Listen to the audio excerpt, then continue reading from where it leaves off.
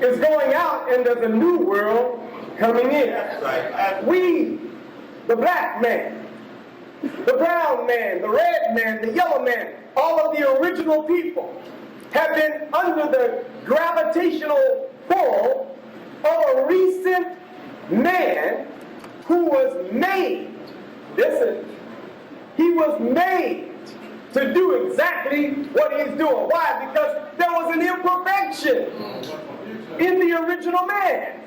There was something that was called by the most honorable Elijah Muhammad the black and the brown germ. And in the brown germ, or the recessive trait of the original man, there were characteristics, there were qualities, some good, some bad, but nevertheless they had to be extracted and put in a form that could carry out its mission and nature. And that is the Caucasian people. You might say, well, the Nation of Islam preaches hate. Hate is an emotion. You can't teach hate. Hate and love is very natural. You love those who do for you, is that right? You love those who care for you, who teach you, who train you, who guide you. You love God, is that right? But if someone misuses you, if they have been murdering you all the days of your life, if they have robbed you, deaf, dumb, and blind, don't nobody have to teach you to hate that person. If you don't have some kind of dislike or hate for that kind of individual, then I don't know if is it all hope is lost? We don't have time to waste on teaching you about hating a white man that has had his foot on your neck for 40 years. We don't waste no time like that. You already know that. But what has happened is you have become so fearful of your enemy. Fear down in your bones, where you're not afraid to go kill your brother in the street.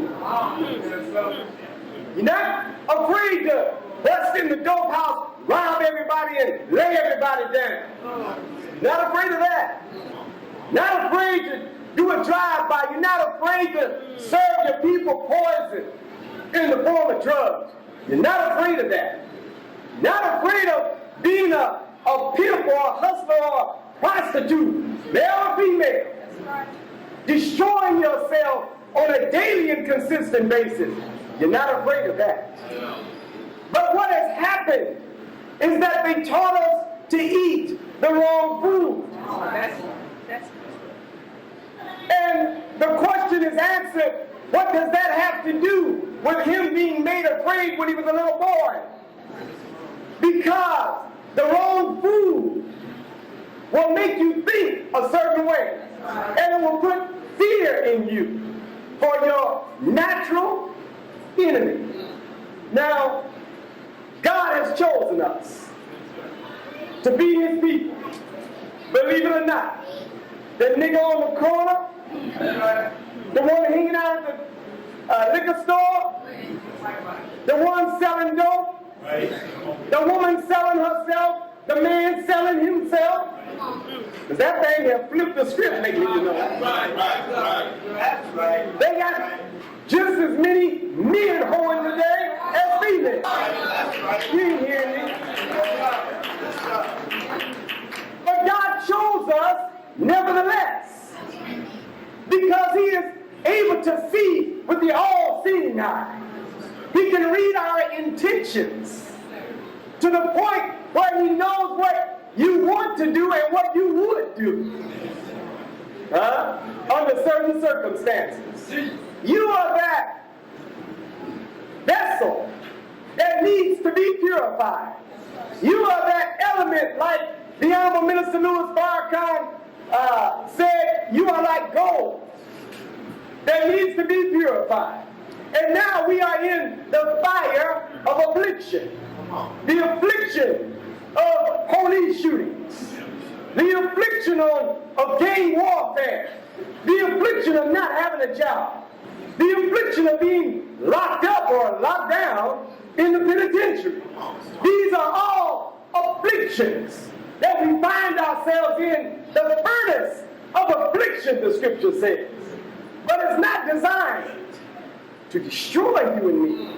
It is designed, listen, for purification. That's right, that's right. To be purified. You know, have you ever seen gold in the raw?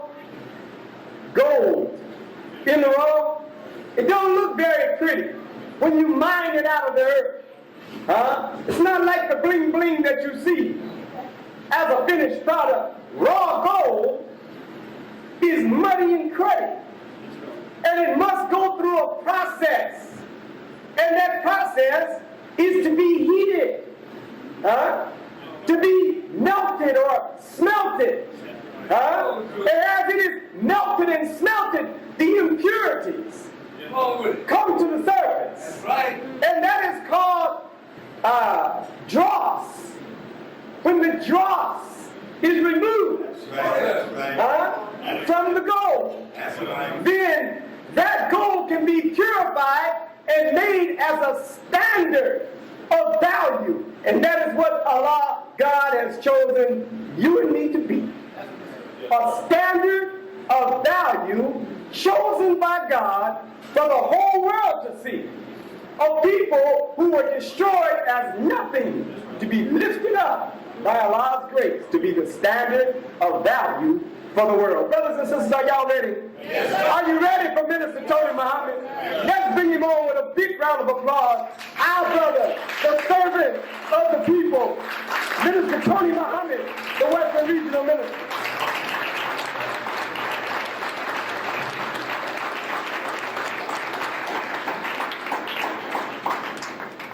In the name of Allah, the Beneficent, the Merciful, I bear witness that there is no God but Allah, who came to us in the person of Master Muhammad, to whom praise is certainly forever due.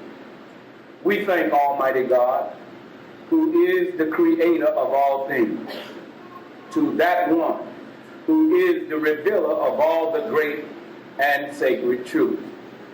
You and I, if we all live to be 1,000, which I don't think none of us are, but you might, we couldn't thank Almighty God enough that he would give to us Abraham. We could not thank him enough for giving to us Moses. And certainly we could not thank him for giving to us Jesus. And if we keep on living, we couldn't thank him enough for giving to us Muhammad. May the peace and blessings of Allah be upon these great worthy servants of his.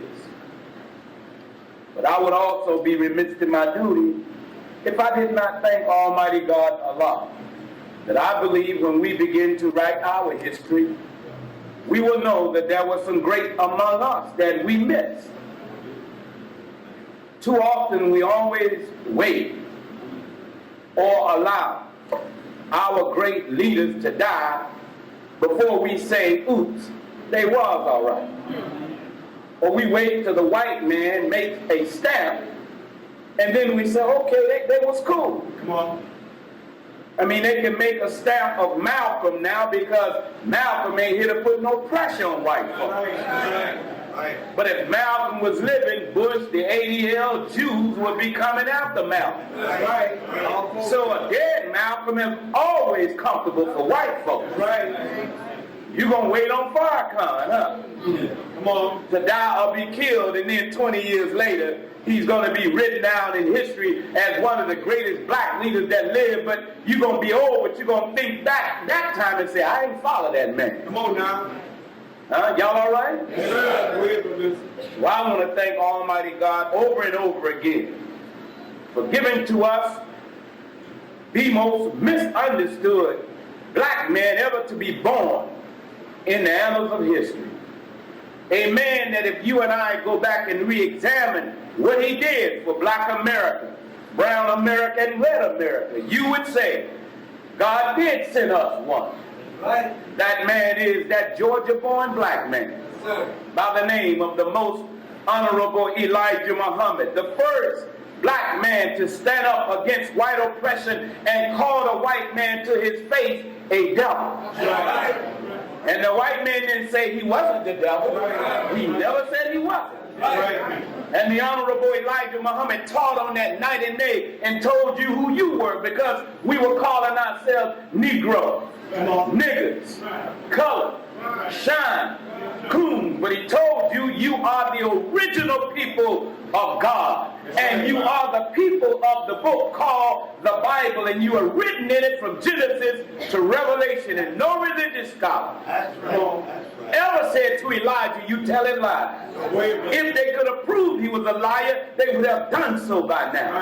But they know we are not lying, so the only thing they can do is put a blanket over us and say we even hate our own people. Come on now. Huh? Come on. You gonna hear the truth today uncut, Come on now. raw, Go ahead. straight in your ear like that. Huh? It's gonna come down so deep it's gonna give you a nosebleed. That's how you like your cocaine, right?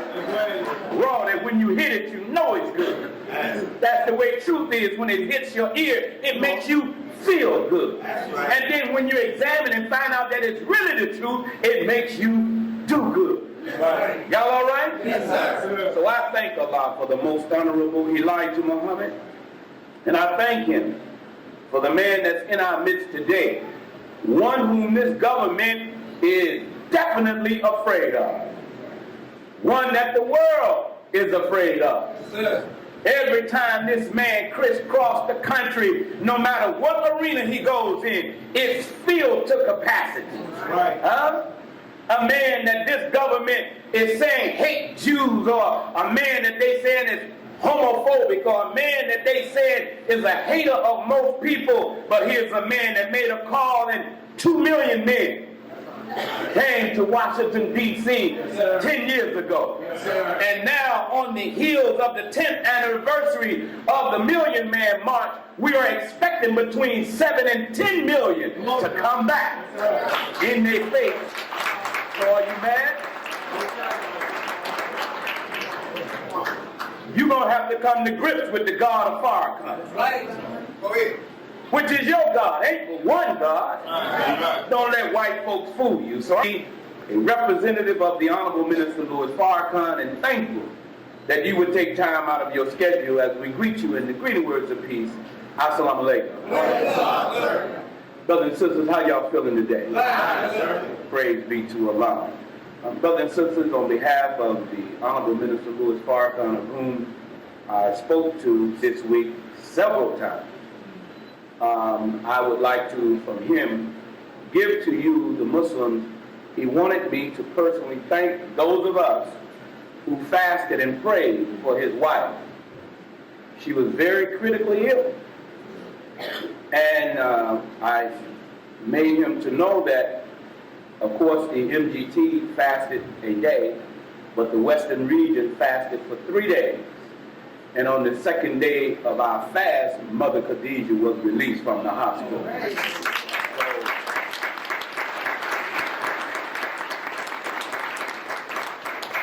The most powerful force in the universe is the remembrance of Allah. And when you call him, he answers the prayers of the righteous. Right. And so he wanted me to make sure that I gave to the Muslims and our guests his greetings with Assalamu alaikum. I certainly shall. Brothers and sisters, I want to thank all the student ministers who opened up and had some words of wisdom to give to you. So let's give all of the student ministers and Minister Charles, let's give them all a round of applause for their words. I see that we have with us our original OG, Minister Abdul Wazir Muhammad, one who's been teaching in the vineyard for over 40 years. And every time that he's in our presence, and many of you who have soldiered as long as he has, but he has labored in the labor being in front of people for 40 years. And when you're in front of people, people tend to pick you apart. So he's been allowing people to sling mud, talk about him, misunderstand him for over 40 years. So let's give him a round of applause. Our Minister Emeritus, Minister Abdul Wazir Muhammad. Brothers and sisters, this has been some kind of week that we've had here. We had one of our pioneers to pass away. And this brother will be remembered forever. We know him to be Brother William 12X. He was a brother that when the Los Angeles Police Department attacked our mosque in the early 60s and just shot us for no reason, knowing that the Nation of Islam, we don't carry weapons. Right. But here is a brother who worked in the Secretary Department. And when this vicious enemy came into our mosque and attacked our mosque, they killed one brother and shot our brother in the back, and our brother was paralyzed for 43 years before Allah took him. But you know, in the nation, we fight with those who what? Fight with us. So they paid a heavy price. Trust me on that. You don't kill the righteous, and we don't do something about it, and our God don't back us. We're not that kind of group that lets you kill us and then we pray for you. Oh, you kill us, we kill you. The Honorable Elijah Muhammad said, when a righteous Muslim is me, God will take 10 of his best. So, in his passing, this is one of our OGs. These are people like Minister Abdul Wazir and others who was in the nation prior to 1975. They paid a hell of a price that we, the young ones now, can stand up in front of people and recite this wonderful and most awesome truth called the teachings of the Honorable Elijah Muhammad with a bit of comfort. But when they was teaching in the early 30s and the early 40s, I mean, can you imagine, Negroes getting this knowledge and then turning around and taking the needle out of their arm, throwing the cigarettes on the ground, telling the white man, I don't want your liquor. Can you imagine us giving him pork back? You can have that damn pig. We found out that not only is a nasty animal, the Bible says it's an abominable animal. But yet some Negro preacher make you think if you pray over it, it's okay. Here's a teaching, man, that turned sisters who had given their life over to a life of whoring, and now you come back to be the queen that God made you to be, and men respected you when you look like a Muslim like they never have before. That's the price they paid. Many of them in the South lost their life where the white man would hang us and murder us, and the brothers out selling the Muhammad speech would get spit in the face. They paid a hell of a price, man. They went to prison for what they believed in, because when it was time to go to war, they told a white man, you go to hell, you fight your own war. If I'm not free in America, I'm not going to Vietnam, because ain't no Vietnamese call me no nigga. So why should we be in Iraq fighting the Iraqis when you getting killed by the police every damn day? You ain't got no freedom in America still. The only freedom in America we got is the freedom to be a whore, the freedom to be a pimp, the freedom to be a gangbanger. If they wanted to stop that, they could stop it by now. You got the freedom to be that, but try to be right. Try to be in the nation. Well, they don't mess with us either. I guarantee you, they know that. Because we are peculiar people to them, and we sometimes are peculiar people to you. So this brother, and those with him who gave their life, we the young Muslims, we must never forget that we are standing on a platform that men and women fought and died for. Huh? They are our founding mothers and fathers. Huh? They paved the way. They cleared the brush for us. Huh? And we'll never forget them. And when we begin to write our history books, you will see Brother William 12, his name will be mentioned in that book. Huh? You will see Brother Nuri and all of those who fought this beast. You'll see Minister Abdul Wazir's name will be in our history book. These are our pioneers, and when we start making our own money, why Minister Wazir can't be on a fit? Why can't Brother William 12 be on a $100 bill? What you say, it won't be worth nothing? If we make it worth something, man. White folks ain't putting no niggas on their money. Y'all all right? Yes, sir. Are you sure? Yes, sir. You ain't gonna be long, but I gotta be strong. Now, I have a message to us, well, through me, from the minister. The subject is dealing with the black man is the prodigal son of the Bible. And even in particular, he said, the believers prior to 75 is prodigal too. Y'all all right? Yes, sir. I'm going to get to that, and I want you to listen very carefully. This book called the Bible. Y'all got me? It's called the what? Bible. It is written in what is called parables, metaphors, and similes. Some of y'all even heard that before. You don't know what a parable is. That's right. See? Our understanding of the Bible comes from the same man who enslaved you. Are y'all all right? Yes. Now I'm going to show you some things today that may shock you, but Jesus said it like this: you must know the truth. Because when you know the truth will set you free. Now, you can reject it too. You can reject it. Matters not to me. I can't convert. Only Allah converts the heart of those who don't know. Y'all all right? Yes. The Honorable Minister Louis Farrakhan said to me the other day, remind them, brother, that this book, the Bible, is a book of scripts, scriptures. And the Bible and Quran are books that was written before the prophets even showed up.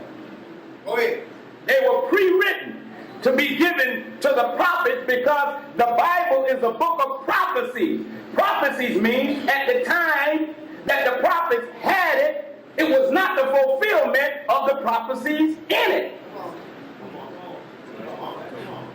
The prophecies of the Bible was going to happen at a time called the last days. Are y'all with me? Yes, sir. At a time called what? Last days. We are living in that time. That's right. This book, the Bible, in the book of Genesis, or the book of genes, or the book of genetics. See? You and I can be reduced down to what is called our genetic makeup, or what the enemy says, DNA. You can even be free or found guilty if you leave your sweat on the scene. The white man can get your sweat and tell that this is knock. It's your name sweat. Y'all all right? Yes, sir. So the Bible starts off by saying, from one blood came all other people. Right. So scientifically, we have to answer the question, what color people have the ability to produce any color? Oh, yeah. Are y'all all right? Yes, sir. Caucasians know. You can go on your internet and go and look up a cat named Mendel. Then you can look up the anthropologist. Mendel was a geneticist, and Leakey was an anthropologist. Leakey and Mendel. Mendel, when it came to the so-called races, see, you're going to find out too that you're not a race. A race is that has a beginning and an ending. Right. When you run a 100-yard dash, you start at a point, and when you cross tape, you have finished. That's right. But when it comes to a certain people, they can't be called a race because Caucasians can't find our beginning. Right. Nor will there ever be an end to black people. Right. And I don't care what they do to us. They can spray us like roaches. But you will never be able to annihilate the black man. So we have no beginning. In fact, when did we begin? It began when God created himself. Because he created himself out of the triple darkness. Hold on, man. Out of the triple darkness of space. You don't even know darkness no more. Because ever since light came on the scene, you don't even know what darkness is. That's right. Go ahead. You can look at night into the heavens, and behind the canopy of light, you can see some semblance of darkness. But that ain't even dark. Here's a God now, listen very carefully, that created himself out of matter. It was matter now. Come on, brother. And it was a black substance. So he writes even in the Quran about a man he created out of black mud. So the Honorable Elijah Muhammad was right when his question was asked, who is the original man? And he said the original man is the Asiatic black man. The maker, the owner. Now, if you say you brown or Latino, don't get caught up. Black is not a color. Black is universal. Black is the essence of which all color comes from. We all started off in dark. You all started off in the triple darkness of your mother's womb, and when the egg and the sperm met, a spark of light went off in your mother's womb. Then you start germinating, soldier. And that light brought forth the brain. And when your brain was produced, it had enough sense and it had enough leadership ability that the brain called in the heart. So the brain said, come on out, heart. Come on out, arm. Come on out, legs. And at a certain time, you even know it's time to come out of there. Go ahead. We were more intelligent as a fetus in our mother's womb as we are grown Negroes. Y'all all right? Yes, sir. Am I making any sense? Yes, sir. Go ahead. Look. So now, in this Bible, we're going to walk through it a little bit. Because if you don't know who you are, brothers and sisters, ain't no saving you. If you look at what white folks did to us, Minister Farrakhan said all we got to do is reverse it. But many of us don't even know what they did. We 400 years from slavery, but you hear black folks say, you know, we shouldn't be blaming white folks. Wait a minute, you shouldn't, but you should know what the hell he did. And you should never forget it. Because if you don't have the knowledge of what he did, he can be taken. He think you're going to freedom with him. You think you've been free since the 13th Amendment, but you didn't read the fine print. Go ahead. This white boy is slick than a $2 bill. That's right. That's right. So some Negroes who could not read back then, when we were slick, when we were free, wasn't but one or two. I think the only nigga could read back then was Frederick Douglass. One nigga. Go ahead.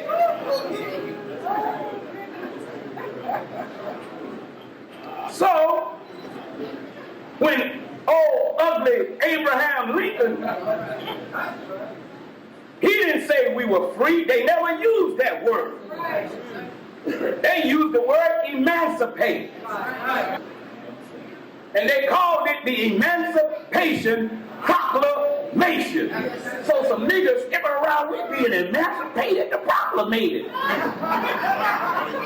But didn't even know what it means. And all of your white politicians, if you look at them now, the white politicians, all of them come out of the discipline of attorneys. Y'all listening? Yes, sir. Attorneys in law school, they have to study the root knowledge of language. Because the English language is not original language. It's only been around for about 400 or 500 years. But the English language is what is called in linguistics a bastard language, meaning it has no origin, or it picks its meaning up out of other languages that predated it. So a wise lawyer can trick you out your money. You think he's freeing you in his writing, but because you're a dumb, ignorant Negro, you went for it, and we fell in love with Abraham Lincoln, not knowing that the word emancipate comes from the Latin word mancipere. Yes, sir. Meaning to free from our hand, but never from our control. Then Abraham Lincoln turned around in his speech to Congress. Yes, sir. And he said that I don't care nothing about the status of no free Negro. He said, and I'd rather be the superior and never the inferior. And we must always maintain the superior position. See, you don't even know what white folks are fighting for, so therefore you think a good cracker who rubs you or pats you on your back, you think that's a good white man. Hell, that's a snake. Because he know Negro, we so sensitive. Just pat them niggas, they love it. Y'all all right? Yes, sir. We've been made to hate each other so much if I touch you, you get offended. I hope y'all listening. I'm trying to make some sense out of it. So Minister Farrakhan said, any man that wouldn't teach you right ain't going to treat you right. So here it is. You've been emancipated. Free from our hand, but not from our control. Are we still under the control of white folks? Are we straight up comatose? We hypnotized.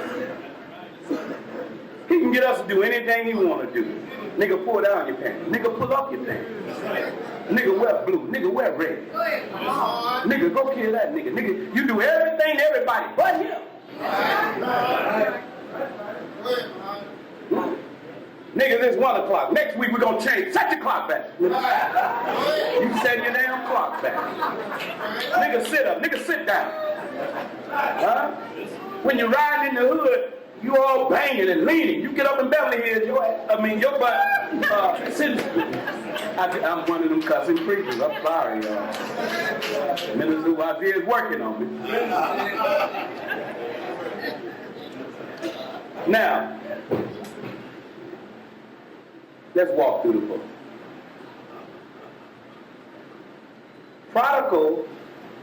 Prodigal means, it comes from the Latin word prodigus. If you and I are the prodigal sons and daughters, what does that mean? We have 2 books here, Bible in my left, Quran in my right. There's a part of the prodigal that has to do even with the nation of Islam, where a certain man had 2 sons. Did you hear me? Yes, sir.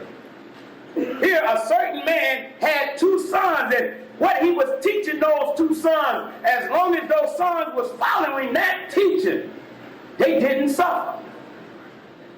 Did you hear me? Yes, sir. One of the sons wanted to take what the father gave him and go to a far country, and he went to that far country and squandered what he was taught. I'm going to come back to that, because it's going to get deep in here in a minute. And I can't wait to go to the masjid, do a kookbah. You know, I mean, really, brothers and sisters, I mean, at Brother William Twell's funeral, I didn't know what to teach. I was trying to get to the leader and I couldn't. But he would always say to me, brother, if you're ever trying to get to me, I'm going to tell you what the Honorable Elijah Muhammad told me. You can't get to me, you go pray. And after you pray, you ask Allah, beg him to show you what you think I would say in any situation you're dealing with. He said, and if your heart is pure, see, you just can't get it because you ask. There has to be another thing attached to that, because God don't have no relationship with anybody. It has to be covenant. Right. Do you understand? Yeah. He said, so if your heart is pure, God would give it to you. So I'm sitting there in trepidation, because I know the wise former followers and the new babies, we all in the same house. His passing away brought the family back together. We had a family reunion, man. He laid up there in the casket and nobody cared. We hugged him. We didn't even go look at the body, because we knew that wasn't William 12X. That's the house that William 12X used to live. We don't get caught up in no bodies. Some of y'all, your loved ones died, you want to damn crawl in the casket until they close it, you get your butt out of there.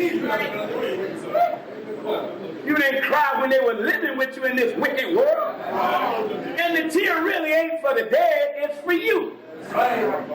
Y'all all right? Yes, sir. Right. So when I found out that Allah gave Brother William, who was paralyzed, 43 years from the time he was shot by this vicious police. So in 43, you know, in Nation of Islam, we said mathematics is what? Islam. Is Islam. And Islam is what? Mathematics. So when I heard that it was 43 years ago, I immediately said, let me go to the 43rd surah of the Holy Quran, which is entitled The Goal. And when I read it, it rocked my world, because in it is an instruction to a family that has gone astray. Check this out. It reads, in the name of Allah, the Beneficent, the Merciful. Beneficent God, by the book that makes manifest. Surely we have made it an Arabic Quran that you may understand. And it is in the original of the book with us, truly elevated, full of wisdom. Coming to something. Shall we turn away the reminder from you altogether, because you are a prodigal people? Prodigal comes from the Latin prodigus, means to drive away, or in the English, prodigal means given back to reckless extravagance. Those who go back to living a lavish life, wasting away all of their learning and their earnings. Did you hear what I said? Yes, Check it out, it goes on. And I want us really, now this ain't nobody better. This don't make you better. It just make you more of a better servant. Because it ain't nobody in the Nation of Islam that can judge the followers of the Honorable Elijah Muhammad. I wish some of us who just stood up, I don't care what condition Elijah's followers is in, man. You better kiss their feet when you sin. This is what I was taught by Minister Farrakhan. He said, brother, if you're walking downtown and a brother is laying on the ground and he gives you the greetings, lay down with him, man. And you kiss him on his forehead and you thank him for what he's done.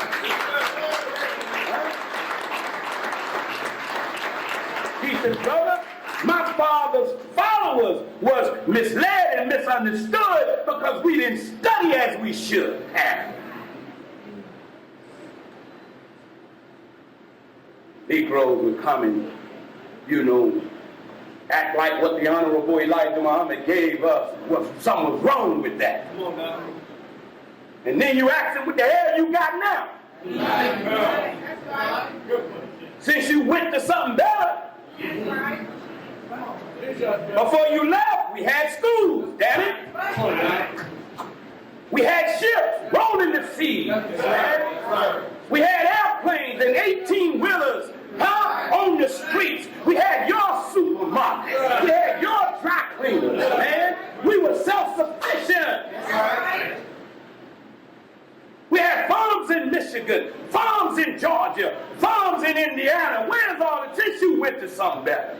Come on now. Quick. We didn't even die prior to 75. You rarely heard of a Muslim even dying. That's right, right. Because the Honorable Elijah Muhammad gave you a diet That's right. that reversed the aging process. Right. And you had a brotherhood and a sisterhood that nobody could come between the love we had for one another. Right. And the streets were safe because the Muslim was on every corner. That's right. That's right. Please, brother Miller. I'm not making no mockery. That's right. But I'm going to show you what Allah said we would do to our message. Come on. I love Prophet Muhammad. Peace be upon him, but he was dead and gone by the time we were brought on them ships. Right. And not one Arab came for us. That's right. It wasn't until a certain man was born in Mecca, That's right. named Farad Muhammad, born out of the circle of the wisest men in the universe. Right. And when he heard the legend of the story told, man, that the people of God was in a far country, but in the circle, the other wise men wanted to kill us. And that's when Master Farad Muhammad said, they are my sons. I know what you know not. Right. Right.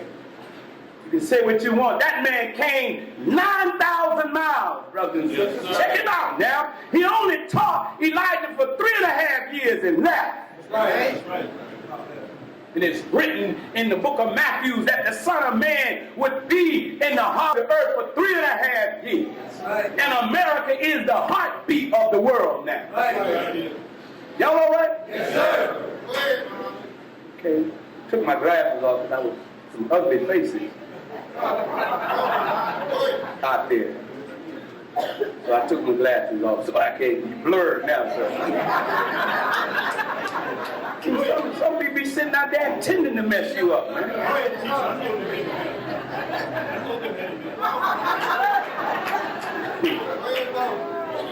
It's going to make sense in a minute. Listen to what the Quran say about us. See, just examine it. If you can get less emotional, don't worry about if you walked away, you were supposed to. Because the Honorable Elijah Muhammad and Imam Hassan and all of them and the minister, they were at the table when he said this. That's how wise he was. And they all bear me witness. He said, all of you, he said the nation of Islam was going to fall. That's right. And he said, all of you are going to leave me. And then there was one minister at the table who said, dear Holy Apostle, all of us? And then the Honorable Elijah Muhammad said, a few who will remain will be so weak and so few, it would be as if all of you left. Okay. Do me a favor, brothers and sisters. I don't want nobody walking the aisle, please. I know you're doing your duty, but this is not a prison. We done checked these people. We done searched them. It's all right. Leave them alone. I don't need nobody, because that bothers me. I don't want nothing disturbing me. It ain't your brother's fault. But I think I'm the HNIC up there.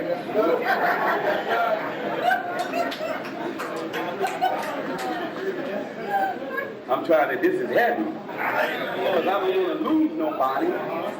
And those of us who are in the nation now, we got some soldiers we going to honor, male and female. With the help of Allah, we going to put this family back together. Now, listen at this.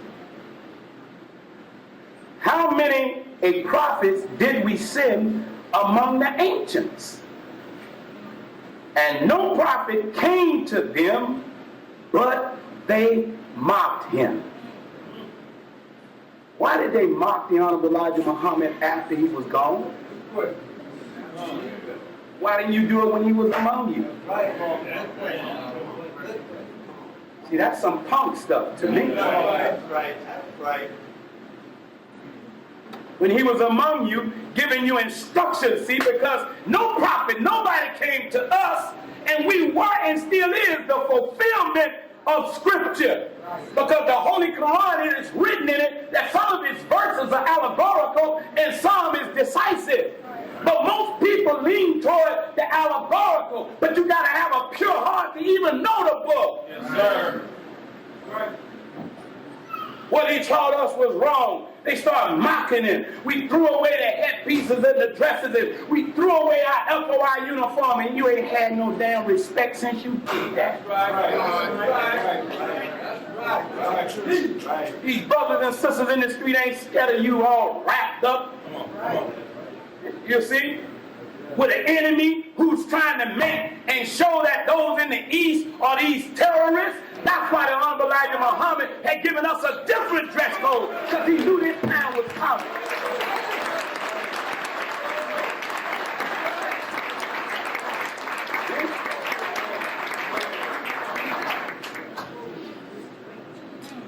Well, he got mocked. And even when this started building, many who went to the Orthodox community was laughing at us, and we was told, take it, man. Because you didn't go through what they went through. They thought that they had been betrayed.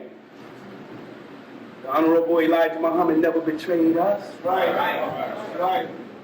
Never. A man that showed us, and we came up in status and in rank. No churches was building businesses. Right. We were the first people to have a black bank. Right. With nearly back then over $100 million that the Honorable Elijah Muhammad had amassed, and every time we were giving money, he'd give us back a school. Right.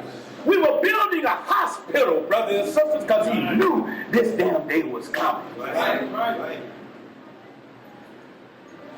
But God says right here, when you start mocking his name, he said, then we destroyed those stronger than these empires. See, every time you mock, when he sends you a man to get you up, and you start mocking him, Allah started mocking you. He said there were stronger mockers than some of you when Prophet Muhammad was around. He got mocked. Jesus got mocked. So what do we think? The Honorable Elijah Muhammad wasn't going to get mocked? But the prodigals, you got to come back now. Those of us that are here, we're going to make that coming back easy for them. Then he said, and the example of the ancient has gone before. And if thou ask them who created the heavens and the earth, they would say, the mighty, the knowing one has created them.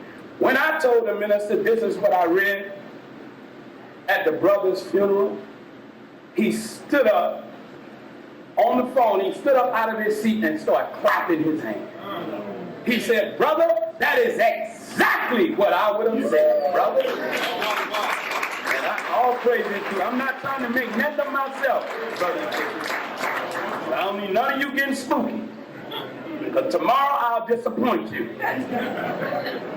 All right? So let me just make that real clear. All is saying here, and whether those who was with the Honorable Elijah Muhammad or not, you should never mock him. You better be careful on what you say he even taught you. Because if you left him for something better, would you show it to me? Come on now. Particularly when Prophet Muhammad himself said 3 generations after me will no longer be of me. So why should we go that way? The Muslim world is messed up. They allow this white man, the enemy, they allow him to come and turn brother against brother. They are doing to the Muslim world what they doing to the Bloods and Crips, what they doing to the black and brown. The FBI sent a letter out a few weeks ago, knowing that there's tension between the black and the brown that he created. He's allowing them to overrun the border because he wants the race war to be between the black and the brown when he knows the race war should be between us and them. You might not like what I'm saying, but this white man knows it's going to be revolution. He knows this book. And he know when the peoples of the earth wake up to who he is, he's going to be reigning from every country. But the Muslims is inviting these bastards in. We going to go back and follow that. No, sir. We wasn't supposed to go back and tell. When we go back, the minister brother, we go back to lead them. Not follow them.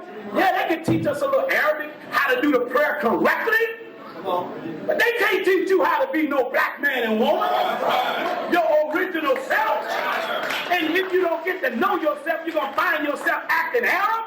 I don't want to be no Arab. I love the Arab for being an Arab. Give me myself back. Because half of the stuff they do is culture and not Quranic. You gotta wear this. I ain't wearing that. That don't make me Muslim. You gotta grow a beard. I can't. So if I don't have no beard, I can't be no Muslim.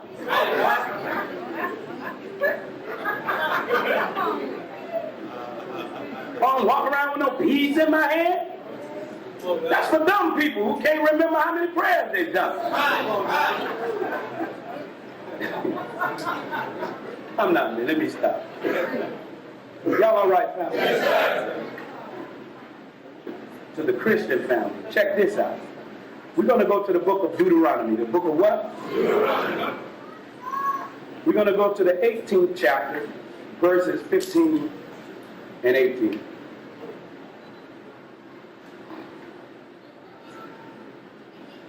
In the Bible, in the book of Genesis, there was a prophecy and a promise that God told Abraham something that disturbed him. But he also ended it by giving Abraham ease. Y'all all right? Yes, sir. I pray for the day when we as black people begin to start reading and studying for ourselves and start doing our own research and stop believing what white folks say on face value. That's right. That's right.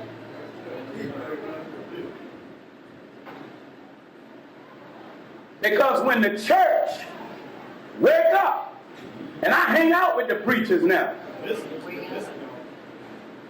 But that's what the minister told me to do. He said, hang out with them, brother. He said, and then our ways will start rubbing off on them. Next thing you know, you'll have your squad. See, because when truth comes, falsehood vanishes. He said, you'll even start seeing them try to imitate us. And when people imitate you, that's flattery in the sight of Allah. Huh? So many of them now, they wearing straw hats. Many of them, they trying to stand like us, right over left. One bishop around the corner got youth group. You wouldn't know if they was FOI or Christians. I'm like, boy, the minister is so wide. Huh? And that's beautiful. The only thing that worries me is some of us who with the minister, we beginning to wane away. So I see that Allah said, I'll replace you. That's right. You ain't got to do the work. Come on. Some of you brothers is sorry as hell. You got one excuse after another why you don't want to do this. I ain't got a suit. You don't want no suit. Right. Teach. Yeah, you can go to the cemetery and take one off a dead man. You don't need it. Bear me in no suit. Bear me butt naked. Just wrap me up. The hell I'm going in the grave with a suit. You see how they bury some of our people, because we gotta peek into a grave site when we buried Mother Essica and all them caskets was crushed open, people's arms hanging. They don't feel it. That's right. They get it. Let me get all that. Before we get those food. But I'm just saying. So I'm telling the minister what's going on. He said, yeah, brother, we not careful. Allah will replace the whole mind. But you have been given the truth. 75 years in advance, you had it.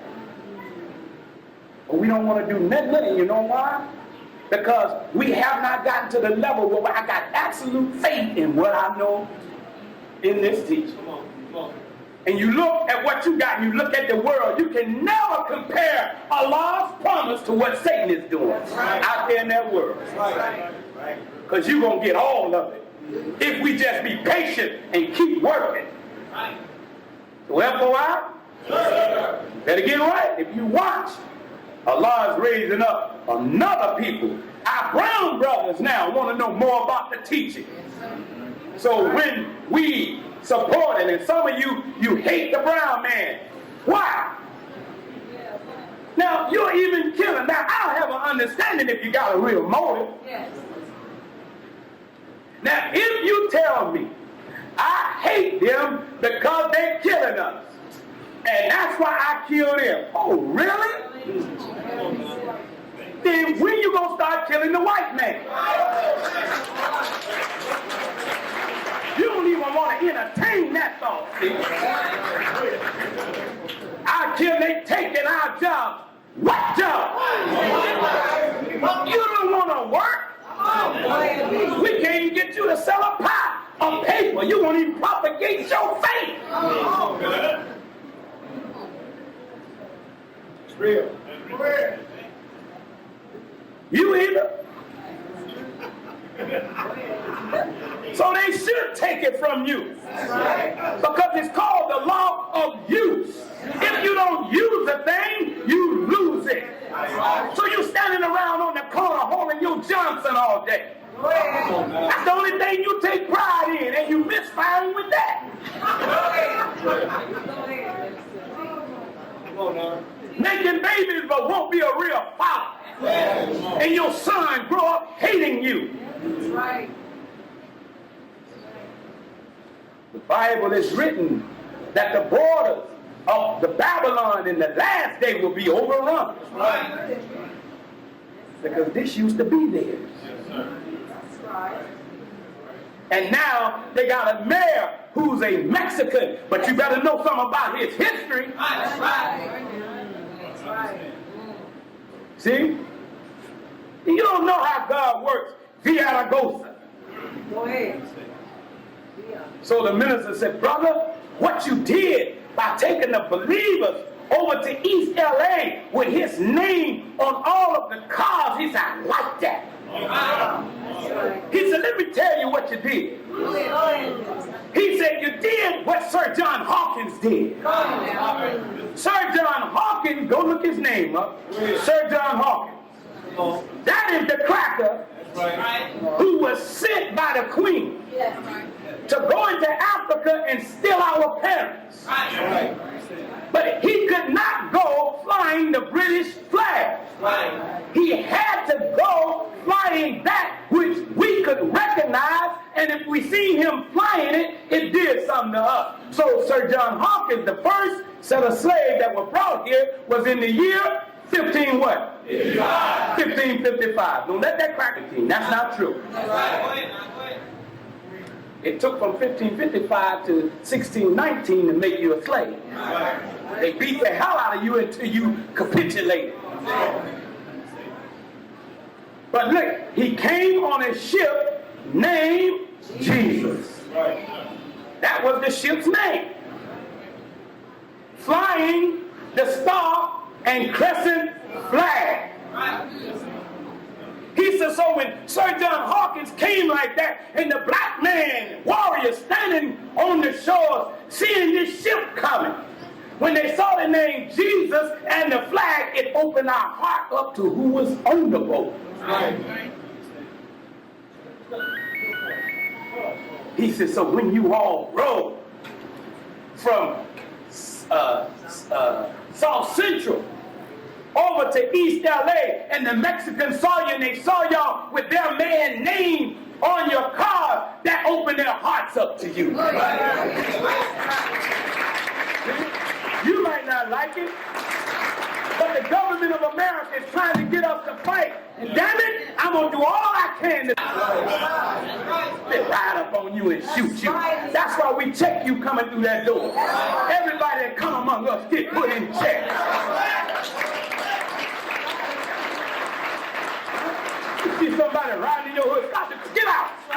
It's search you. That's right. That's right. Pop your trunk over. That's right, minister.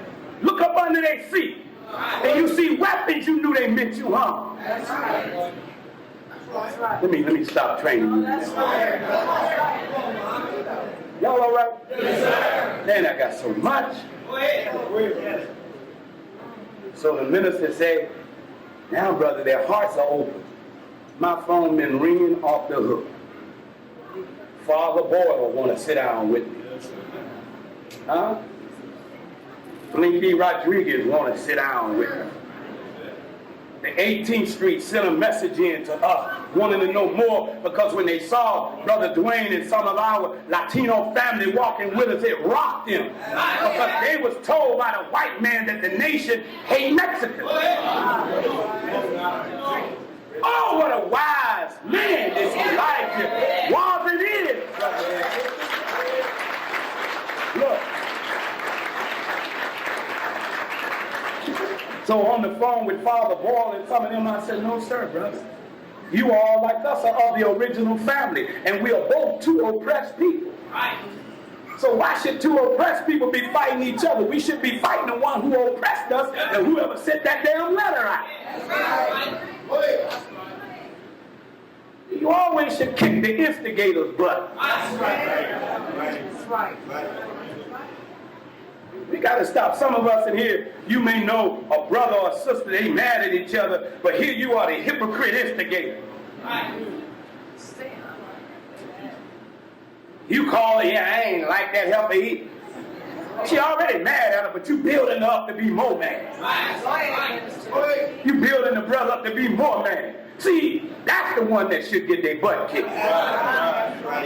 You about to fight. You really don't want to do challenging you or the sister challenge you, but here come the instigator. Knock that off his door. Oh, you should have kicked his butt.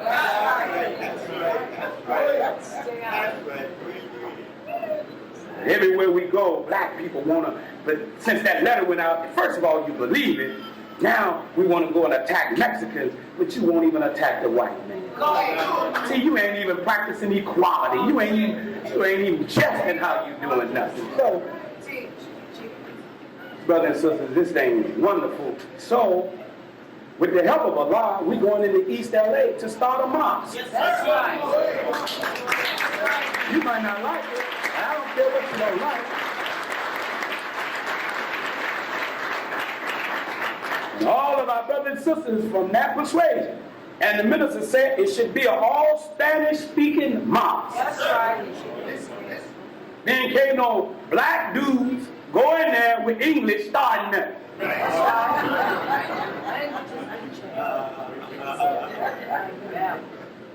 He said, you teach them, brother. He said, because they know the youth, the Latino youth, they don't want no Catholicism. Because many of them have been the victim of them crackers raping them.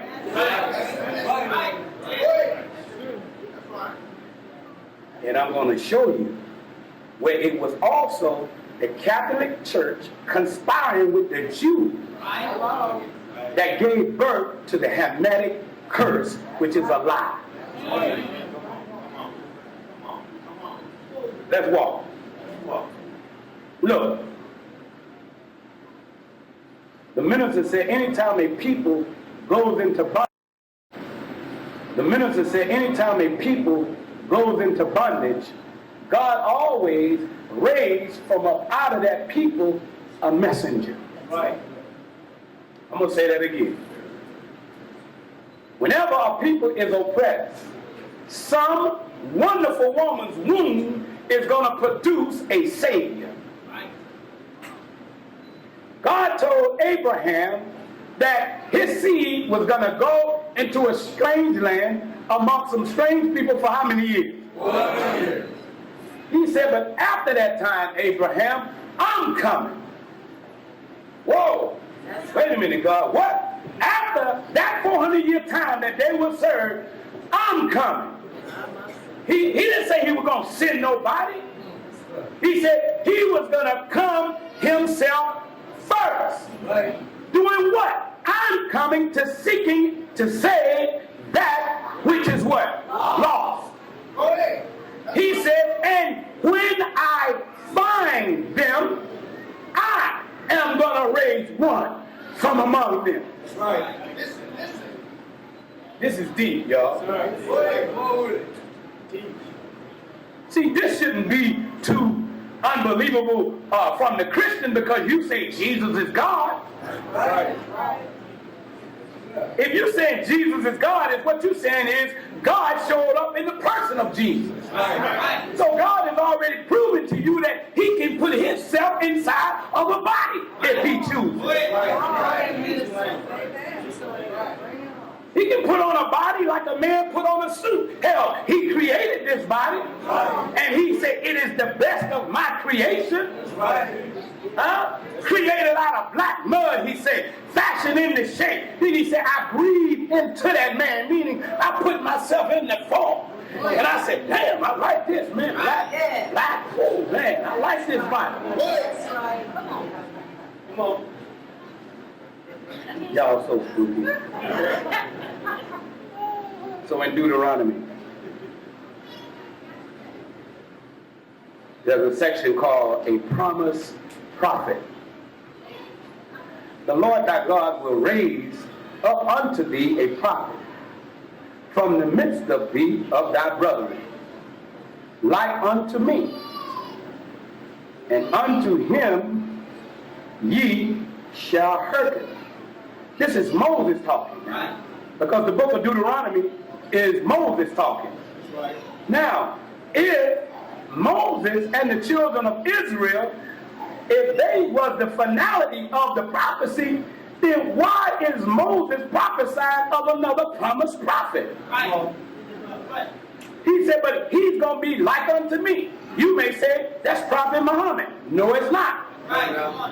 The circumstances under which Prophet Muhammad, peace be upon him, was brought up, his people was not in bondage being afflicted. They were just out in the desert being ignorant. Right. But if he was to be raised, he said, he's going to be like unto me.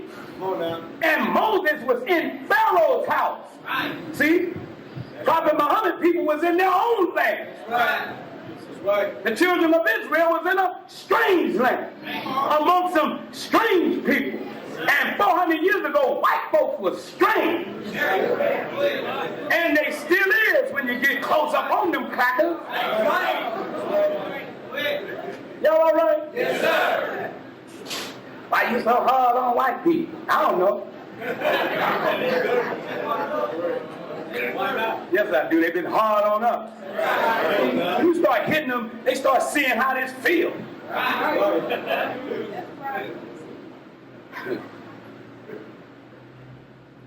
Then he says in 18, I will raise them up a prophet from among thy brethren like unto thee, Moses, and will put my words in his mouth, and he shall speak unto them all that I shall command him. The Honorable Elijah Muhammad was given a book by Master Farad Muhammad called Supreme Wisdom. He had already taught the Honorable Elijah Muhammad the science of everything. And And wherever Master Farad Muhammad went, he could speak to Elijah from where he was. You don't believe a man have that ability, huh? You don't believe that there was a man who already knew how to transmit sound on the moisture of the air through light. Huh? Our ancestors are so wise, you don't even realize them stars that's out there, black people put them out there. Oh, niggas didn't do that.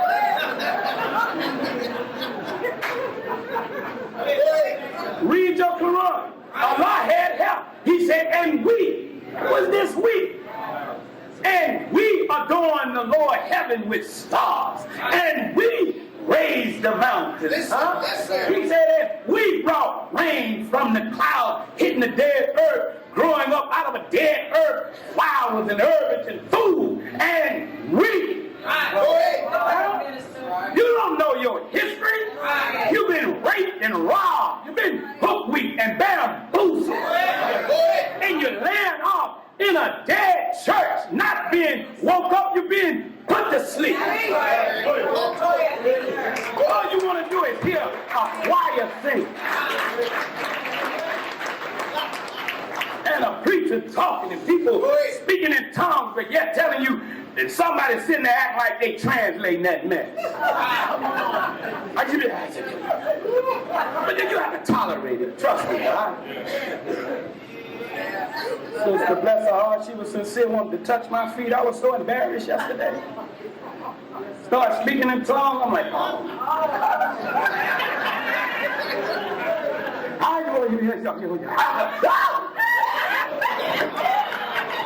I wanted to ask, what you say? But the minister said, be patient, Can I touch you, Minister Tony, to get the demon out? Go on and touch me, go on and touch me.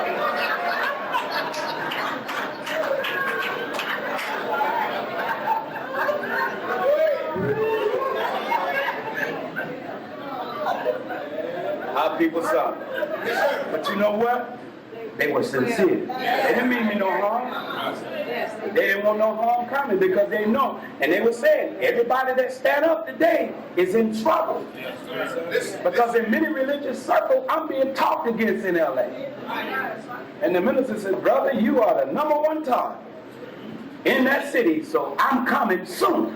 And I got something to say that if anything happened to you or any one of my followers in Los Angeles, he said, brother, we'll rain down hell on that city. So you can help with me if you want to. But even if you attack me, what you think I'm going to be doing while you attack me? I ain't turning no, I'm turning the other cheek. Let me get out of there. I'm going to something else. Y'all all right, family? Can you see that and know that we was a once great people at one time? How many of us know we built those pyramids over there? Oh, most of you know that. How many of you know that it was the black man who gave mathematics to the world? Wow. How many of you know we gave music to the world? You can tell white folks didn't give us that.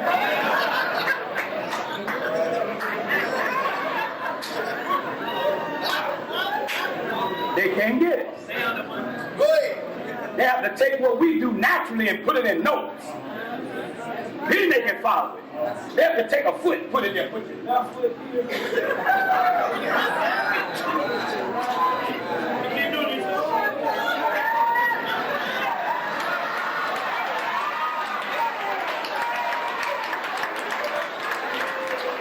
See, we can see a brother walking in New York and just see it and we got it. That's right. Yeah,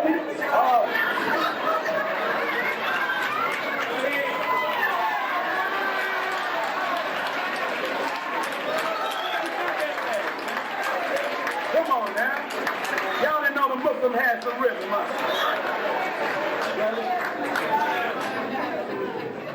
It's natural for us, man.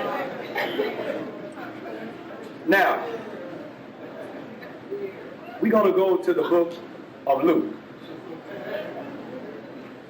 Luke made some astonishing, in this, Jesus made some astonishing prophecies. These prophecies, remember, for the nation is twofold. Under the honorable Elijah Muhammad, we was rolling. He departs, we run back to America, even try to become a citizen. And it don't work for us. Even one of our brothers who went to war in Iraq, the teacher started coming back into his remembrance. He took the grenades and threw them in there, and blew up. Because he saw he was back in Africa, being used by the white man to kill his own people. Shame on any of us who fight for this white man. But Bush won't send his children. The Congress, they children ain't putting on no damn uniform. Halliburton's son ain't fighting.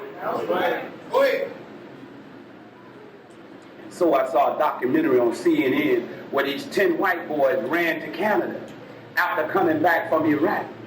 And when they interviewed them this morning on CNN, they said, we saw we were being used to kill innocent people that were no weapons of mass destruction. And the Muslims were some of the nicest people we've ever met. But we've never seen a people that love their country and their way so much that they would blow up. One of the white boys, he went crazy. That he's in Iraq on the basis of a lie. And ain't nobody saying nothing. Listen. Okay, here we go. We are the prodigal. 15th chapter of Luke. Which chapter? 15. Verses 1 through 22. This is going to deal with about 3 different parables of how you react to something when it was lost. Once something is found, there's a certain way you're supposed to react. That's right. Check this out. Then drew near unto him all the publicans and sinners for to hear him. This is Jesus. All the publicans and who? Sinners. For to hear him.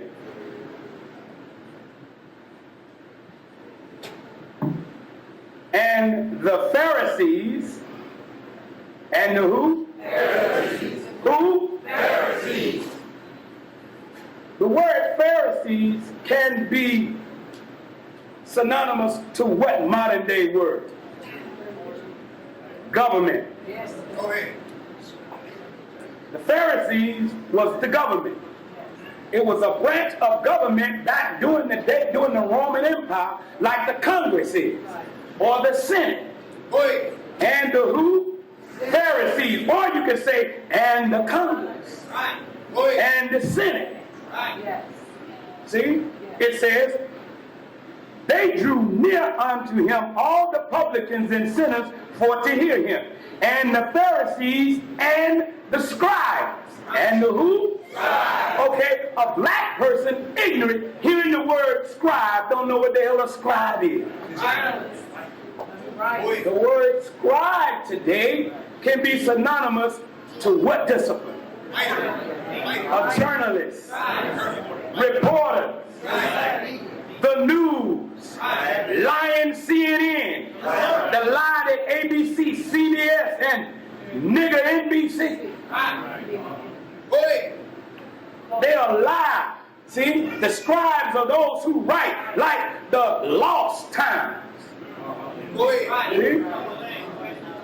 Like the New York Times lies. The Atlanta Journal Constitution of lies. The Washington Post Time lies. Go ahead. See?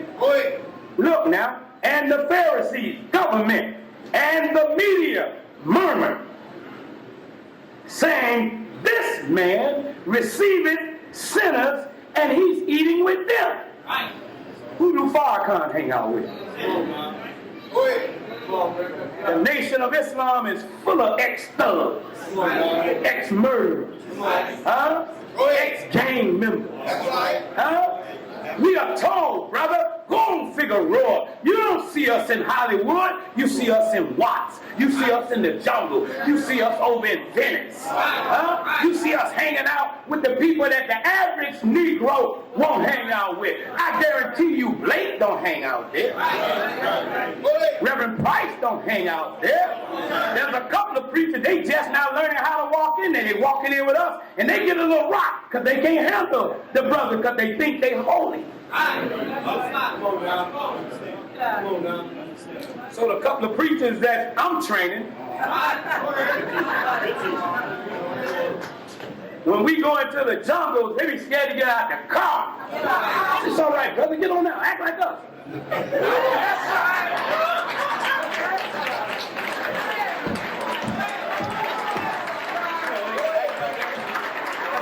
I said, watch me, just do what I do. What's up, soldier? She's like, what's up, soldier? No. Take that out, bro. Take that education out. Say, what's up, soldier? See, we're going to bring them up to that language, but you got to meet them where they are.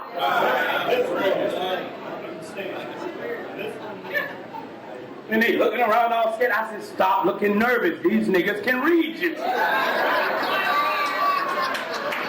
And I love the hood. They read you straight up and down. If they sense fear in you, they got you. That's right. Easy to teach in the church. Come out the church and get in the streets, man. That's called street ministry. That's what Jesus hung out at. Y'all hanging all up in the church with them rich niggas who don't want you to put no pressure on them. You can't come in the nation and not go after the people. You get put out of here. We ain't starving for no following just because you got money. Take your money and haul ass. Oh, really? You ain't got love for black, brown, and red people. To hell with your money. A rich man ain't gonna make it in heaven anyway. It's as hard for a rich man to make it in heaven as it is for a camel to get through an eye of a needle, and a camel can't get through. Y'all all right? Yes, sir. I love these new young preachers though. See, they want some Nation of Islam. See, I'm not saying they wrong, but we can cross-train each other and become an allied force like this world ain't never seen. Now, do y'all understand that the Pharisees and the scribes was the media and the government? Yes, sir. Now, you do know that the government of America controls all the media. Y'all do know that. Yes, sir.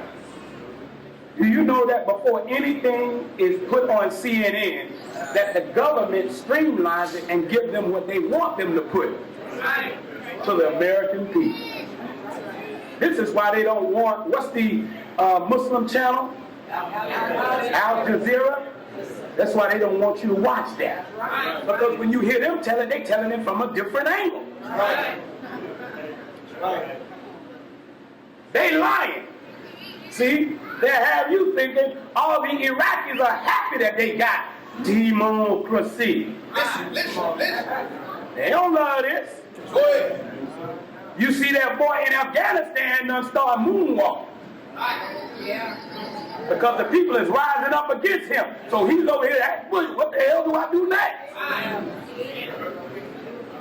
Because when they heard that the soldiers had taken the Quran and desecrated it, you don't do that in front of no Muslim, brother.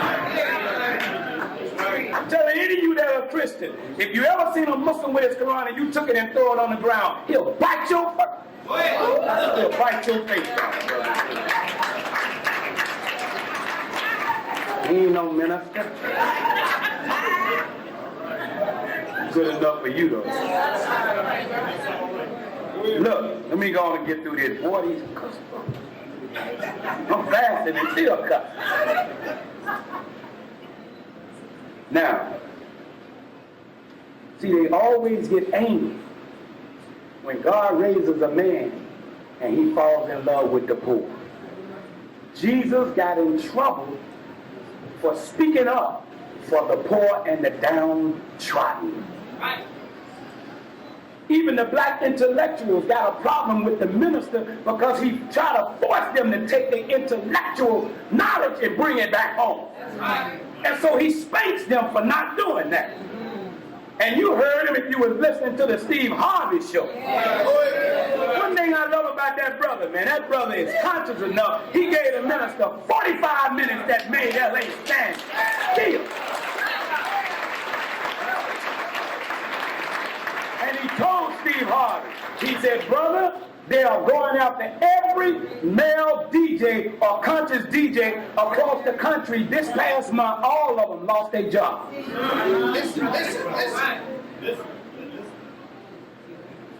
They don't want nobody with nothing conscious. So when the police shoot 120 times, they want somebody on the radio saying, we deserve it.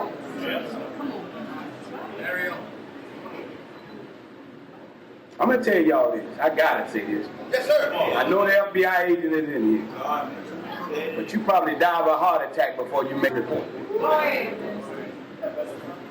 I think Larry Elder need to be paid with 50.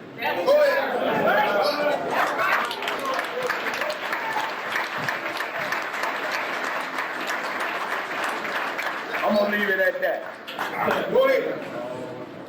I'm through. Okay, let me read this. As I'm reading, brothers and sisters,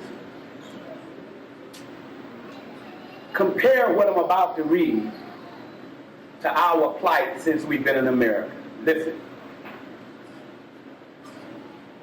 When Jesus heard these men talking like this, he replied in this wise. And he spoke this parable unto them, saying, the government and the scribes, what man of you, I cannot compete with them children.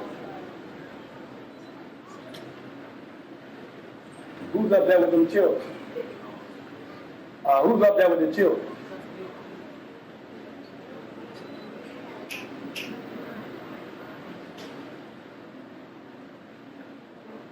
Can I take 15 more minutes to get through this? You crazy if I did that. What man of you, having, this is how simplistic Jesus was. What man of you, having 100 sheep, if he lose one of them, doth not leave the 99 in the wilderness and go after?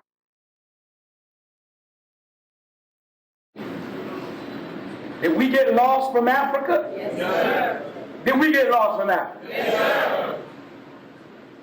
Who came for us then? What man of you, having 100 sheep, this is how important one of them was.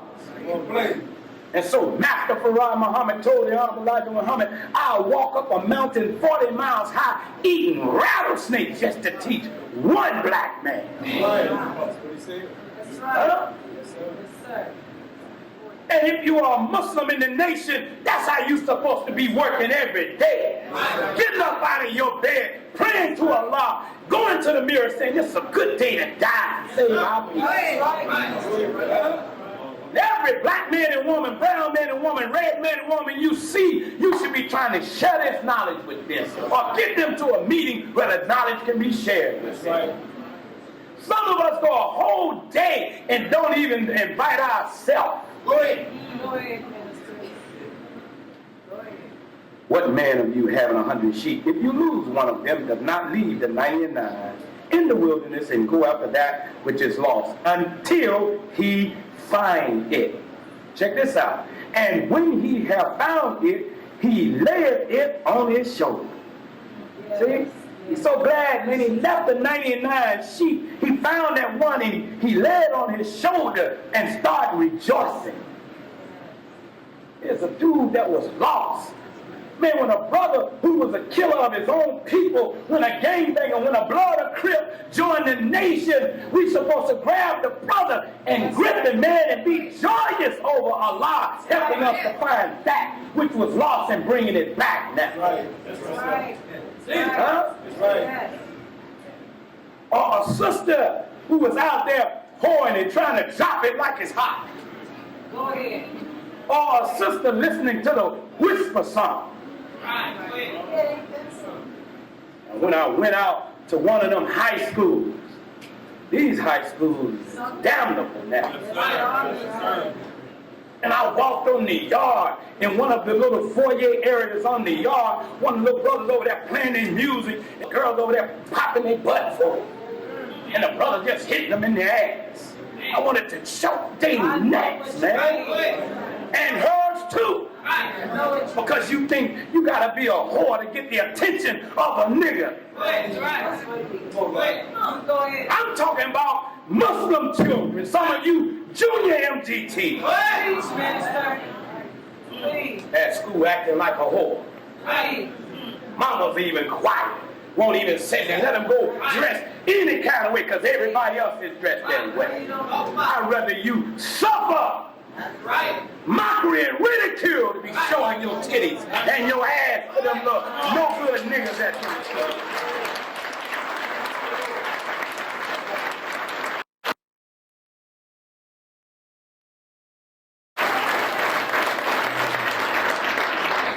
Leave it all out. Them dudes can't study. And the little brothers had their money out. Said, yeah, I'm gonna pimp you. And the girls just laugh at you ears. That's our fault. That's the Nation of Islam's fault. Yes, sir. I'm sorry. Sorry. And when he cometh home, he calleth together his friends and neighbors, saying unto them, rejoice with me, y'all. For I have found the lost Negro, the lost sheep, which was lost. And I say unto you, likewise, joy shall be in the heavens over one sinner who comes back home. See? Some of us, even when the brothers and sisters Prodigal 75 come back, how you gonna react? That's right. They won't. Another parable. This is called the parable of the lost coin. So now, if a person is out there in that world lost, don't have a knowledge of themselves, don't know who they are, when they come into something like the nation or come to truth, how should we react? It's a dead crowd. If a brother or sister come in the nation from this world, how should we react? What? Y'all is saying, man, that's what's wrong. They coming and y'all running them out of here. Some of us hate our own people, y'all. Some of us, once we come in, we want a lot of ending. Hold it down. I don't want to go back out there. Either what woman, having 10 pieces of silver, if she lose one piece, you know how you like money. Either what woman, having 10 pieces of silver, if she lose one piece, does not light a candle. You turn all of them like, hold up. Drop your diamond, drop a 4 carat. Do you just walk away? Man, you'll jump down in the sewage. If you drop it in the toilet, you'll go down through the toilet. You don't even flush it yet, because you don't want to flush it. But you'll reach through that stuff.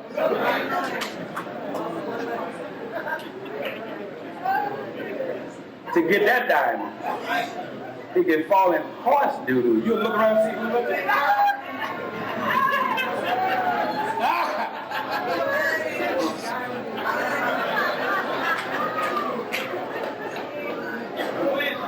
Light a candle and sweep the whole house and seek diligently till she find it. That's right.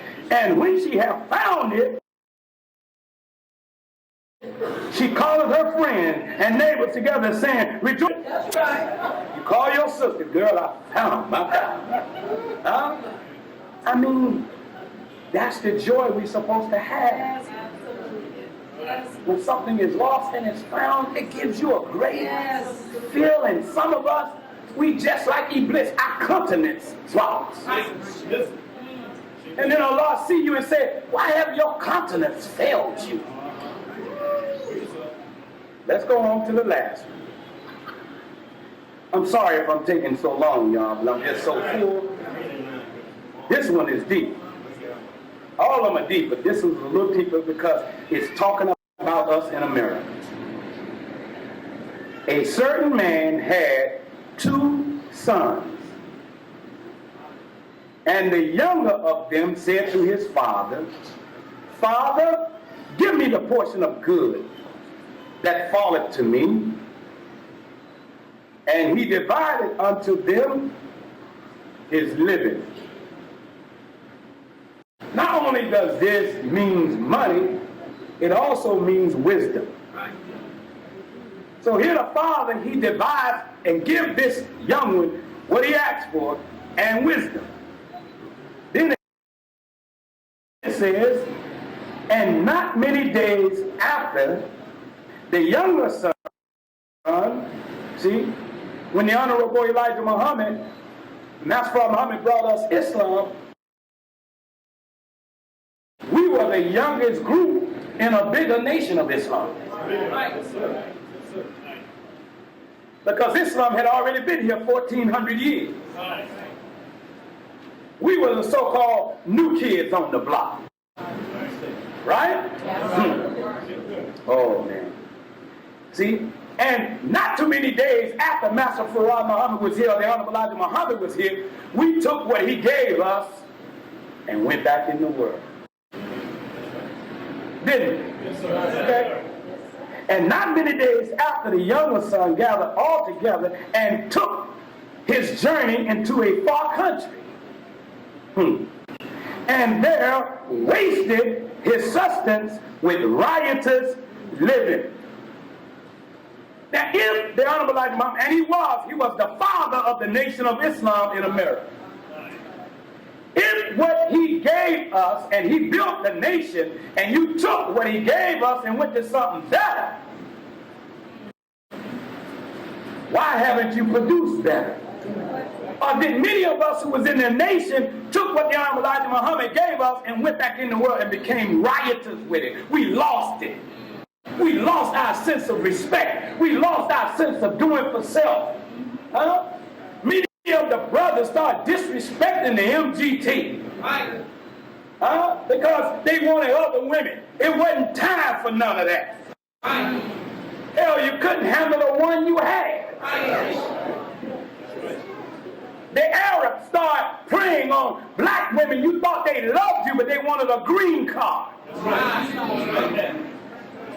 And after they got their green card, they threw you away like a bad habit. Y'all, some of y'all know what I'm talking about. You sit there silent if you want to.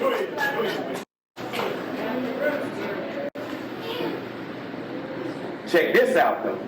And when he had spent all, and when he had spent what? All, there arose a mighty famine in that land, and he began to be in want.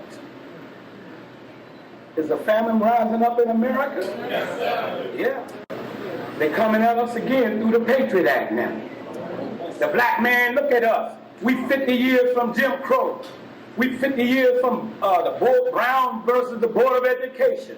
Are we more educated or are we dumber today? We don't have no jobs. We don't have no schools. We don't have nothing. We are going backwards on the black man. But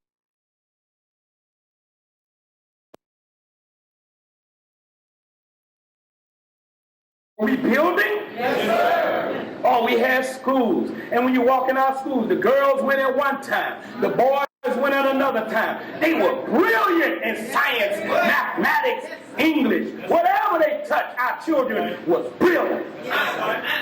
They were disciplined. It was yes ma'am, no ma'am, yes sir, no sir. It wasn't no yeah. Some of us have Muslims in our children talk to us any. You're just a weak Muslim. Man, I'm all up in everybody's house. Man, y'all know what I'm saying. And he went and joined himself, because the Honorable Elijah Muhammad was telling us to come out. You're in a nation. Some of us left with another son. And we went and said, no, we're going to be citizens of America. Right? When we would even not let them draft us. Many of the Muslims went and joined the army of the enemy of Allah. Saying, I'll fight for America. For what? What is America giving you that Elijah wasn't giving it better to you? This is real, man. I pray Allah, I'm going to die on my post. That's right. You ought to be proud that you're in America. Yeah, I'm glad I'm in America, but I ain't fighting for this sucker. That's for real. I'll never fight unless they give me something to fight for. And he went and joined himself as a citizen of that country. And he sent him, this is what the man, after you join, he sent him into his fields. The field of war, the field of work, and then after he sent you to the field, he then turned around and fed you swine. Wow. Fed you what? Swine. Not just the pig, but he fed you a pig lifestyle. He didn't just feed you the wrong foods. Listen at the radio. Listen at what they playing. It's like swine. Yes, Snoop Dogg and all of these rappers, they're not rapping about nothing. They silenced the conscious rappers. Because they saw when rap music first came out, it was revolutionary. Now they got something like it's hot. I'm a pimp, I'm a whore, and they show our women popping their butt while men is pouring crystal on them. They got you wanting to live an extravagant life. That's what a prodigal is. One who goes out to live an extravagant life without knowledge. And then you squander it. And they're not going to stop until we get tired of it. And I told the beat and I told power, we rising up against these damn radio stations. Well, y'all didn't hear what I said. Hey. I've been given the order to do it. Y'all heard the minister on the radio. He said what? Rise up. We're going to let them get rid of one of the only. Now, you know, some of us have whatever our problem is with Brother Steve, but then he'll tell it like it is when something happened in the hood.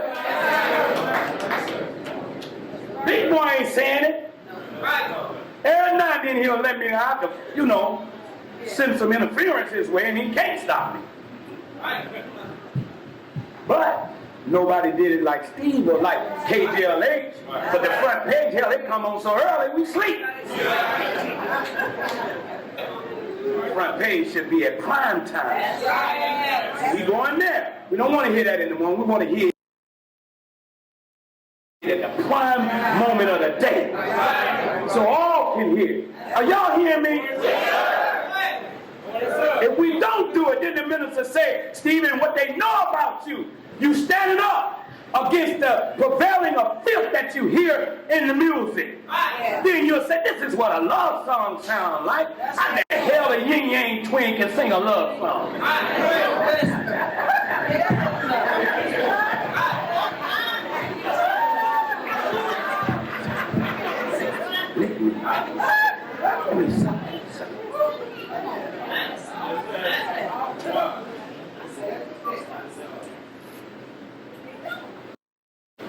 That is filth. Every time I hear my daughter, she'll tell you, I'm like, what you listen to that for? Because after you listen to it so much, you start thinking. It's hypnotic. And so Jesus said, as a man and a woman thinketh in their heart, so is he. Then you know, sometimes my children try to be slick. It'll get to a nasty lyric point, then they'll go silent. You still saying it. And I can only imagine what they say when we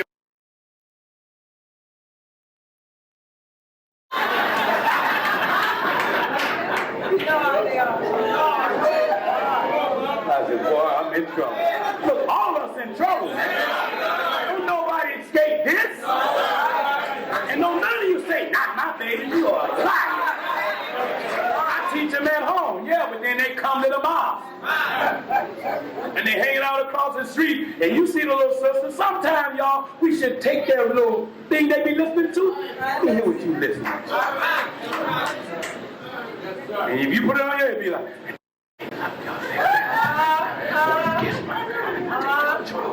He's not lying. and they can't wait to get their headpiece off. I gotta keep it real, man. Oh man. And he would fain have filled his belly with the husk that the swine did eat. And no man gave unto him. And when he came to himself, and when he what? Came to himself. When he did what? Came to himself. Now he's coming back to himself. Say, hold up, man. He said, and when I came to myself, he said, how many hired servants of my father have bread enough and to spare? And I have perished in this country with hunger. See? We didn't want for nothing when we was with Elijah. Lord, we was on the move. And we back on the move again. Because his teaching done came back now. It's in full throttle. See? A certain man had 2 sons. And I will arise. He said, now think what I'll do. I will arise and go to my father. And I will say unto him, Father, I have sinned against heaven. See? Yes. And I have sinned before you. I made mockery of what you taught me. You told us, don't eat shrimp. I went back to eating shrimp. Elijah. Huh? You told us, eat 1 meal a day. Oh, Elijah, I ate my ass off. And I'm fat as hell, Elijah. You told us, don't go near intoxicants. I started that drinking liquor, Elijah. You said, put down the cigarette. I started smoking again in the mass pit. Huh? You said anybody in the brotherhood that broke the restricted laws would be removed. And I found myself praying next to people who sell pork to our people. I'm sorry, brothers and sisters. I can't go into some of these matches.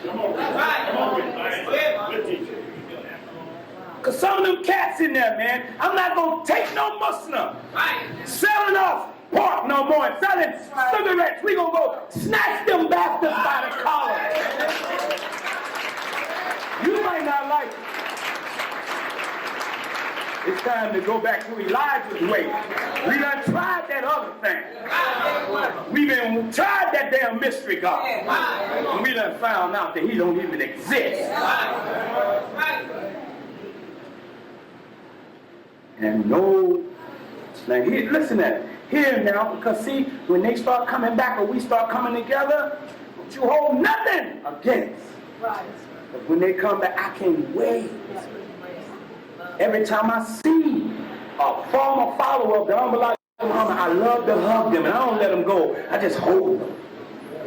And I lament and cry. I got worked up looking at them brothers, and I saw a brother with one leg on crutches. I said, I can only imagine how he used to sail Muhammad's feet. Huh? Brother William 12 was paralyzed when he had an electric cart selling final call, and some of you ain't nothing wrong with your leg. Go ahead. Go ahead. Go ahead. Go ahead. Scared to stand up on this truth that somebody gonna make mockery. Hell, laugh back at them. I don't want my homies to see me in no suit. Why not? Then hang out with your homies and stay broke, nigga. Your homies don't love you. That's right. See, a man that loves you, he wants for his brother what he wants for himself, which is right and exact. Oh, this is beautiful. Now he said, and I am no more worthy to be called a follower of my Father. He said, just make me as one of the highest servants. See, when the brothers and sisters come back, they know how the mom's supposed to be. They know how clean it used to be. They said, let me just clean the mom. Let me just clean the temple. See? We shouldn't be, full of pride. Because they done learned something out there. We don't need no Arab to teach us Arabic. Here they come. They gonna teach it to us. We don't need no Arab who don't love the Honorable Elijah Muhammad teaching us how to pray. They can do it now. They went and learned that way. We ain't giving up Master Farah Muhammad, nor Elijah Muhammad, for nobody. You can believe that. Because when you were believing it, you had better. You waiting on the Arabs to send you money to build a masjid, and you got a storefront, but you go out to where they pray. They got some beautiful joints. You all in a corner in a storefront. Feet stank.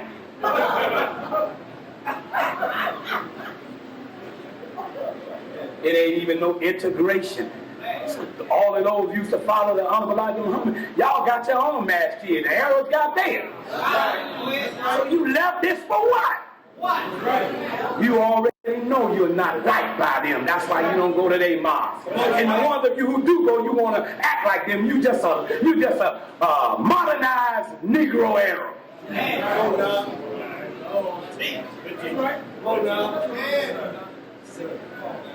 Walking around in the wintertime with a dress on and sandals. That kind of dress was for the desert because of the sandstorm.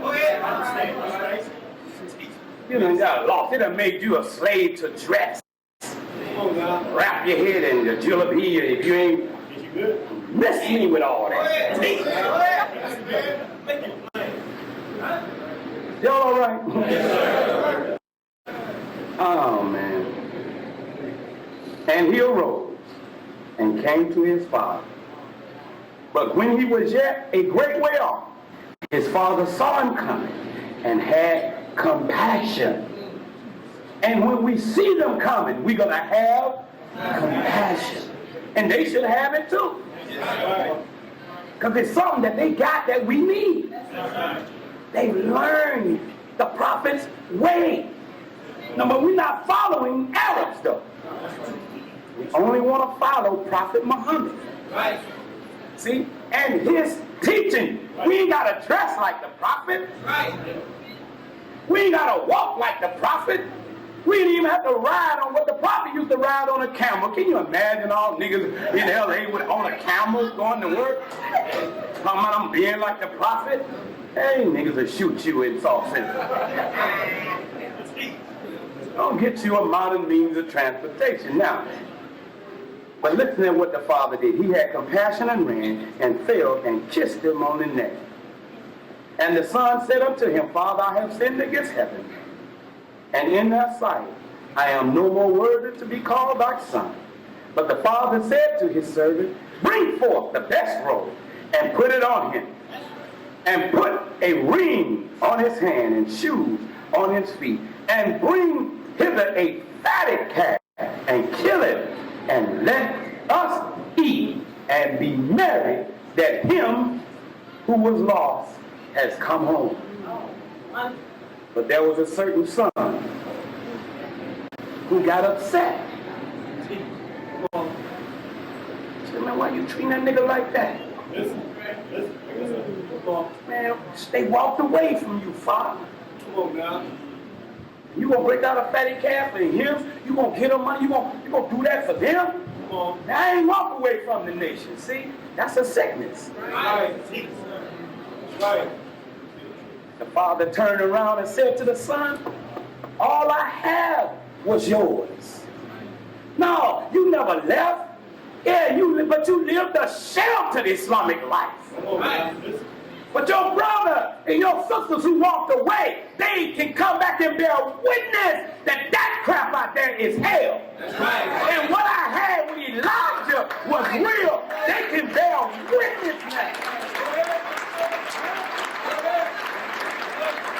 Oh, man. And so when they come back falling in. And 2 weeks from now, we're going to have the biggest FOI class that LA has ever seen.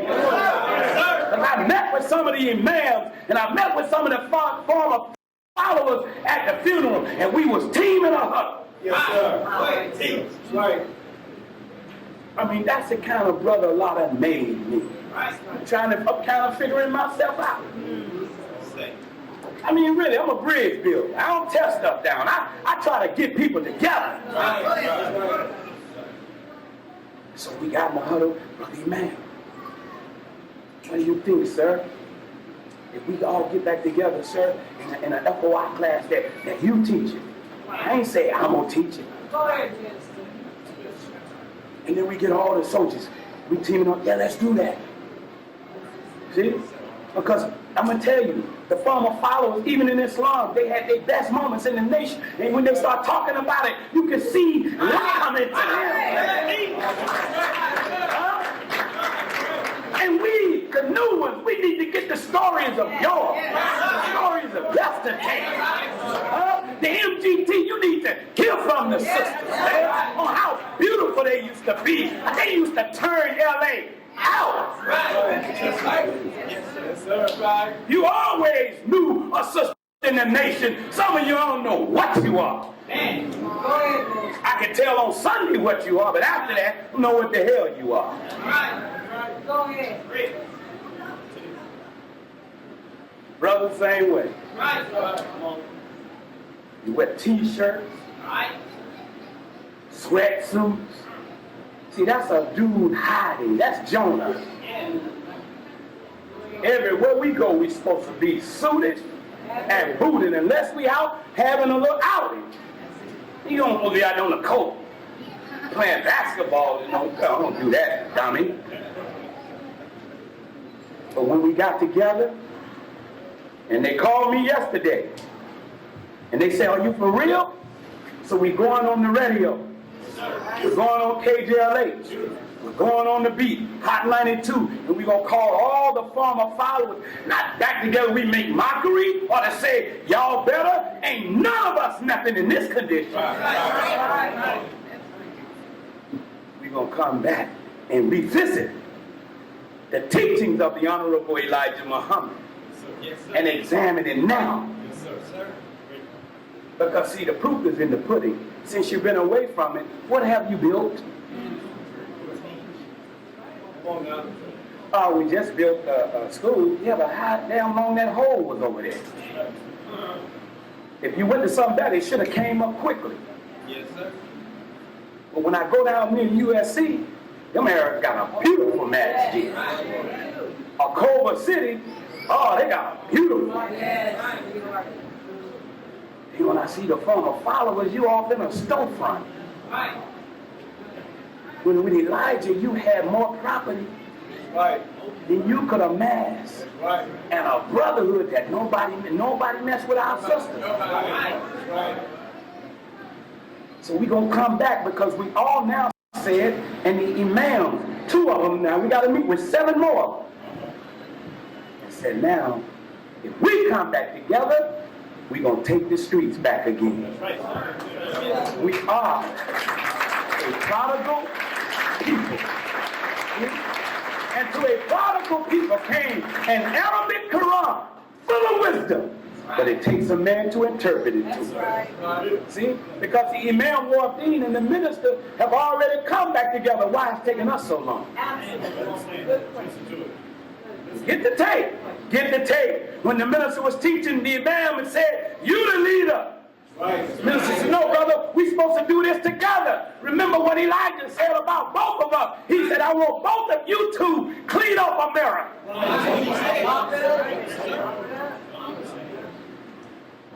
See, when you under your own leadership, damn Arabs. I mean, they ain't damn Arabs. No, brother, they are brothers. They kept the Quran pure. But they corrupt too. Many of them are corrupt. They love America. They come over here and take water. You talking about some freaks? Many of them, y'all, they ain't right. Well, brothers and sisters, I'm sorry I couldn't get to all, but I'm going to give you a website that you can go to and pull up the Jewish origin of the curse of Ham. It is the Jews who said that the black man is a cursed people. It's not in the Bible. This is what the Jews said, and they went to the Christians, the Caucasian Christians, and they to start telling that lie. And if you go among some black Christians today, they believe that. And so I asked them, I said in a minute, I do know, Pastor Logan, if you believe that we the curse of Ham, yeah. Where did you get that from? Can you show me in the Bible? And then when they start going, they can't show me. Many of these brothers who go to theology school, guess who's teaching them? Jews. That's right. A Jew teaching him to be a Christian. Because they want to make sure that we never rise again. So y'all can be whatever you want to be. But I will put the Nation of Islam up against any organization. We are few in number, but it ain't a church that can take us.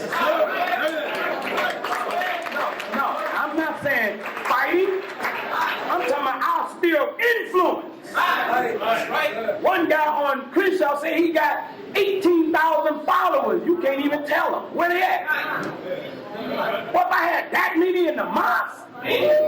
My goodness, man. 18,000? One person they got, we start shaking their hand. Brother, this is your mosque. That's right. See? Because when righteousness comes like a mighty army, it makes their wickedness look like child's play.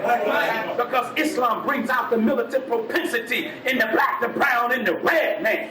And then to see the black, the brown, and the red, we soldiering for Farrakhan. See, man, we're going to take America.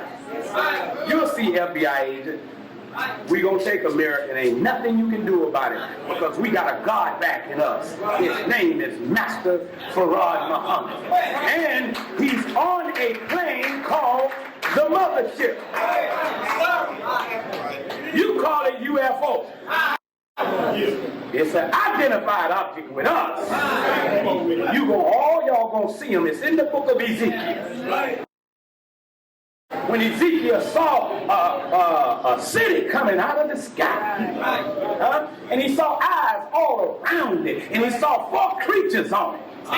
Those 4 creatures represented the 4 original people of the earth: the black, the brown, the red, and the yellow. The white man is a Johnny-come-lately, but he wasn't seen by Ezekiel. Oh, man, this book, this teaching, y'all, that's what makes us so strong. We got to learn how to not be so strong to the point where we can't get up next to our people. That's right. Even if they're talking crazy, talking in tongues, just tolerate it.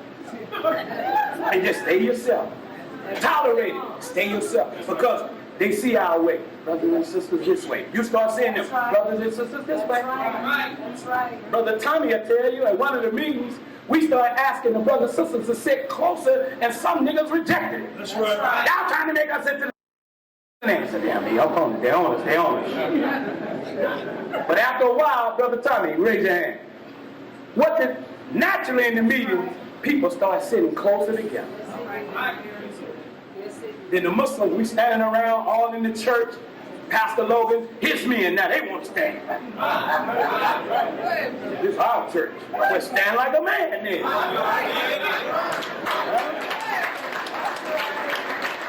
When the women leave the church, we there, we go into the car, opening the door for the women, the men sitting up. smoking some. We'll do that, brother. We'll do it. We'll do it, brother. The reason why we do it, brother, you want to make her feel safe. You want to let her know that Jesus is in your heart. Don't ever let the sisters go out to their car. They so like, damn, man, that makes sense. So now, you see the little Christian brothers, that they heal, they stand up, they got their right over there now. I say, man, look at Elijah's way. And they Christian. Ain't nothing wrong with that. Just don't be no Christian slave. Don't be no slave to the white man's teaching. Then the minister say, after a while, brother, you're going to hit your done coming out of the church. See? This is going to be deep. Because all the brothers in the street have started considering the nation now. Because they see we've been consistent. Out of all the lies been told about us, they see we still consistent. Thank you, brothers and sisters. I'm sorry I took so much of your time. And may Allah bless you as I greet you in peace. Assalamu alaikum.